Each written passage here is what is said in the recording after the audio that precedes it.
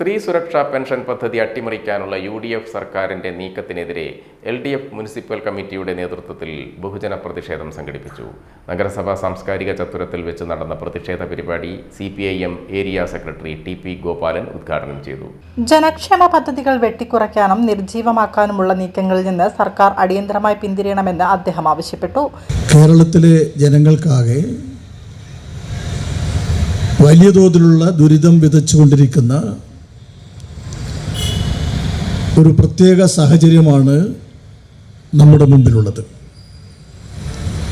ഇവിടെ നേരത്തെ സൂചിപ്പിച്ചു കഴിഞ്ഞു. നമ്മൾ ഇന്നത്തെ ഈ പ്രതിഷേധം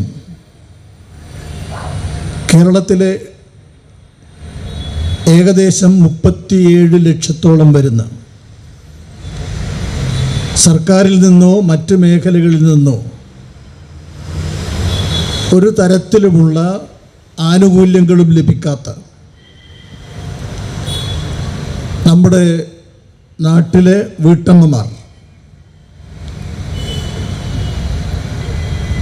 ആ വീട്ടമ്മമാർ 37 ലക്ഷത്തോളമുണ്ട് എന്നുള്ളതാണ് ഇടതുപക്ഷ ജനാധിപത്യ മുന്നണി ഗവൺമെൻറ് നേരത്തെ നടത്തിയിട്ടുള്ള വളരെ വിശദമായ സൂക്ഷ്മമായ പഠനത്തിലൂടെ കണ്ടെത്തിയിട്ടത്. അതിൻ്റെ അടിസ്ഥാനത്തിൽ മറ്റൊരാനുകൂല്യവും ലഭിക്കാത്ത ഈ 37 ലക്ഷത്തോളം വരുന്ന വീട്ടമ്മമാർക്ക്,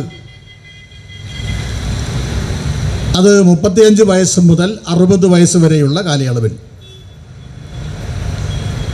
പ്രതിമാസം 1000 രൂപ. ചടങ്ങിൽ C. കുമാരൻ അധ്യക്ഷത വഹിച്ചു. പ്രമുഖ നേതാക്കളായ P. Sathyanathan, NK Abdulla, P. Somasekharan എന്നിവർ സംസാരിച്ചു. പരിപാടിക്ക് P. സജീവ് കുമാർ സ്വാഗതവും KC പവിത്രൻ നന്ദിയും പറഞ്ഞു. 100 കണക്കിന് LDF പ്രവർത്തകരും ബഹുജനങ്ങളും പ്രതിഷേധത്തിൽ പങ്കെടുത്തു.